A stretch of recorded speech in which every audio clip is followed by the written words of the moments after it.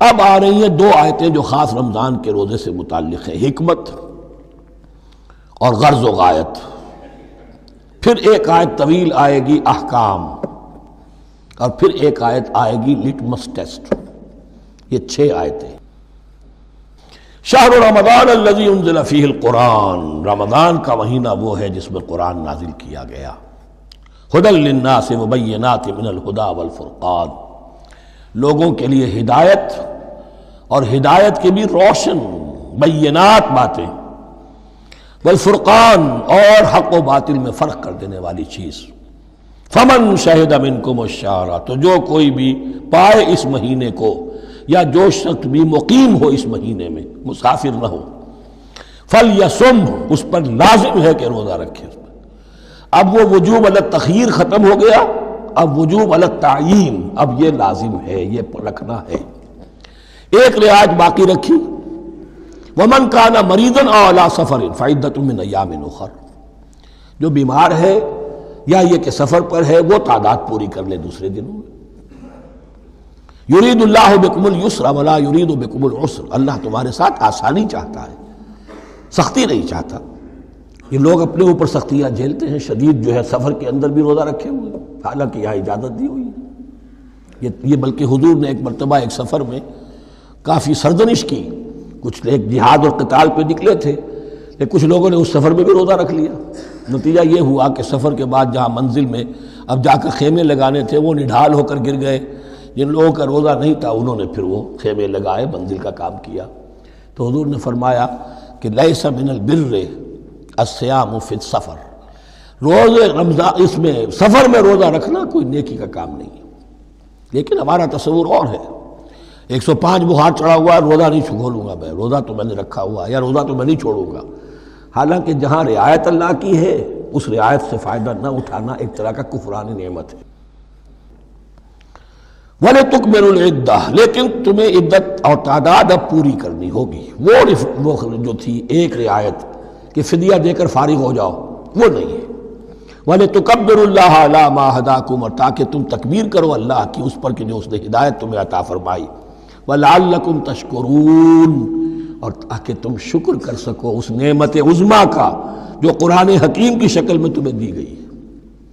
اس موضوع پر میرا کتابچہ عظمت صوم اور عظمت صیام و قیام قرآن، اس میں یہ سارے مضامین تفصیل سے آئے ہیں، کیا حکمت ہے، کیا غرض و غایت ہے، کیا مقصد ہے، اور آخری منزل کیا ہے، وَإِذَا سَأَلَكَ عِبَادِي عَنِّي فَإِنِّي قَرِيبٌ۔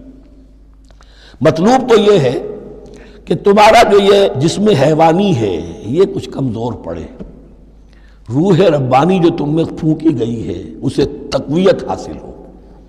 دن میں روزہ رکھو، اس حیوانی وجود کو ذرا کمزور کرو، دباؤ اس کے تقاضوں کو، رات کو کھڑے ہو جاؤ، اللہ کا کلام سنو اور پڑھو، تاکہ تمہاری روح کی آبیاری ہو، اس پر آب حیات کا ترشح ہو۔ نتیجہ کیا نکلے گا؟ تمہارے اپنے اندر سے ایک پیاس ابھرے گی، وَإِذَا سَأَلَكَ عِبَادِي عَنِّي فَإِنِّي قَرِيبٌ، تقرب الی اللہ کا جذبہ پیدا ہوگا۔ تو اے نبی، جب میرے بندے، ایسے بندے آپ سے میرے بارے میں سوال کریں، ان کو بتا دیجئے میں قریب ہوں، دور نہیں ہوں۔ یہ حقوق انسانی کا میرے نزدیک دنیا میں سب سے بڑا میگنا کارٹا ہے۔ اللہ اور بندے کے درمیان کوئی فصل نہیں ہے، فصل اگر ہے تو تمہاری اپنی خباثت ہے۔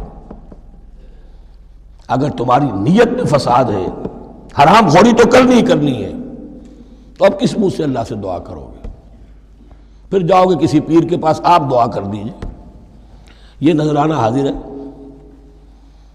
یہ طریقہ کیا ہے؟ انسان کا نفس حائل ہے اور کوئی نہیں، ورنہ ہم تو مائل بے کرم ہیں، کوئی سائل ہی نہیں، راہ دکھنا ہے کسی رہنوی منزل ہی نہیں، کوئی پوپ نہیں، کوئی پنڈت نہیں، کوئی پادری نہیں، کوئی پیر نہیں، کوئی نہیں۔ جب چاہو اللہ سے ہم کلام ہو جاؤ، اس سے بڑا حق کیوں خالق و مخلوق میں حائل رہے پردے؟ پیران کلیسا کو کلیسا سے اٹھا دو، میرا ہر بندہ جب چاہے جہاں چاہے مجھ سے ہم کلام ہو جائے۔ ہاں شرط ہے اس کی، وہ شرط آگے آ رہی ہے، اجیب دعوت الداعی اذا دعان، میں تو ہر پکارنے والے کی پکار سنتا ہوں، اور سنتا نہیں جواب دیتا ہوں، اور صرف جواب نہیں دیتا، قبول کرتا ہوں۔ اجابت میں یہ تینوں چیزیں موجود ہیں. اور اذا دان، جہاں مجھے پکارے جب پکارے، دیر اینڈ دین میں موجود ہوں. لیکن شرط کیا ہے؟ فَلْيَسْتَجِيبُوا لِي، انہیں بھی تو میرا کہنا ماننا چاہیے. یہ یک طرفہ بات نہیں ہوگی. فَاذْكُرُونِي أَذْكُرْكُمْ، تم مجھے یاد رکھو گے تو میں تمہیں یاد رکھوں گا. یہ دو طرفہ معاملہ ہے. تم شکر کرو گے میں تمہاری قدردانی کروں گا. تم میری طرف چل کر آؤ گے میں بھاگ کر آؤں گا. تم بارش برآؤ گے میں ہاتھ بڑھاؤں گا. لیکن تم رخ موڑ لو گے ہم بھی رخ موڑ لیں گے. ہماری تو غرض نہیں ہے، غرض ہے تو تمہاری. تم رجوع کرو گے ہم بھی رجوع کر لیں گے. تم توبہ کرو گے ہم اپنی نظر کرم پھر تمہاری طرف متوجہ کر دیں گے.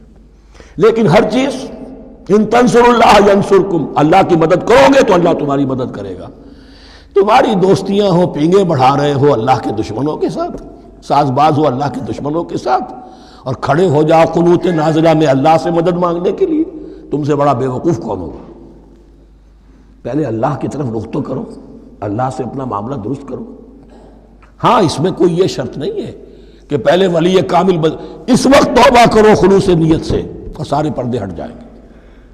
لیکن خلوص نیت کے ساتھ توبہ. وَإِذَا سَأَلَكَ عِبَادِي عَنِّي فَإِنِّي قَرِيبٌ أُجِيبُ دَعْوَةَ الدَّاعِ إِذَا دَعَانِ فَلْيَسْتَجِيبُوا لِي وَلْيُؤْمِنُوا بِي لَعَلَّهُمْ يَرْشُدُونَ.